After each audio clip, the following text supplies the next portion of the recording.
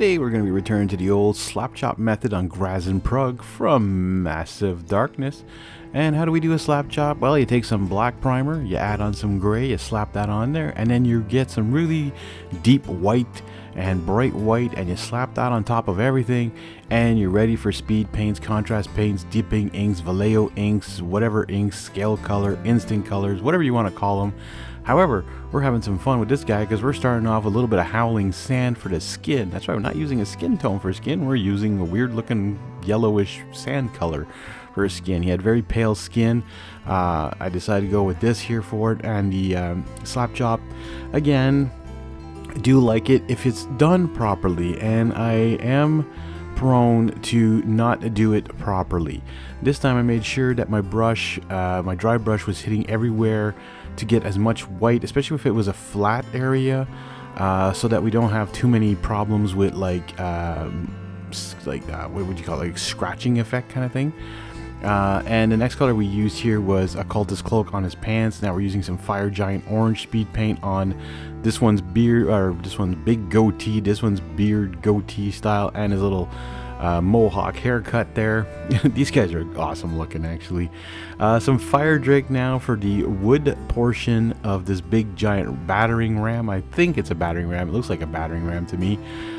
Anyways, again, coming back to the slap chop, I don't usually do this, but I was showing some people during one of my paint testing sessions where people came in and tested the War Paints Fanatics at my local game store, and I was able to show them what dry brushing meant and how it worked. So I said, okay, well, since this guy's already slap chopped, I might as well just paint him with speed paints and show you guys again what it looks like and how fast you can get a miniature to the table looking really amazing, by the way. Like I sometimes don't like the slap chop method, but it depends on the miniature. Again, you have to look at where is this miniature in the world. Like, this guy is in a dungeon, he's gonna be dark and grimy looking. We're gonna want him to be more, you know, dark and grimy. So having these speed paints on top of the slap chop, I think, just works out perfectly. And including mummified grime now for the hilts of his daggers, which is really cool. And some of those, like, he had this like other shirt that was protruding at the back here, so we just put it on there. Sand golem now for the handles of those daggers, and some Gravelord gray for all the armor and metallic parts, sort of doing like a non-metallic metal. And I think the Gravelord gray does a really good job on that because it is so thinned down that it actually leaves all the edges highlighted technically. Like, it's already got like all those edges highlighted, and you can see it's not super dark, it's just nice, makes it look almost like stone, makes it look a bit like metal. I mean, if you wanted to, you could dry brush a little bit of silver or something like that on all the metallic parts, just a little bit.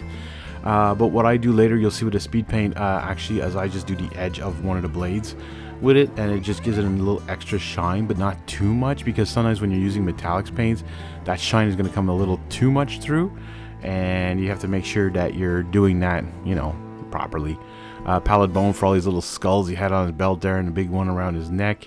You know, just making sure I don't miss anything else here. Some polished silver, and this is the one I was telling you, so I'm just doing it for these two medallions on his back and his front here, and just going around the edge of the blade a bit, just to give it a little bit of shine.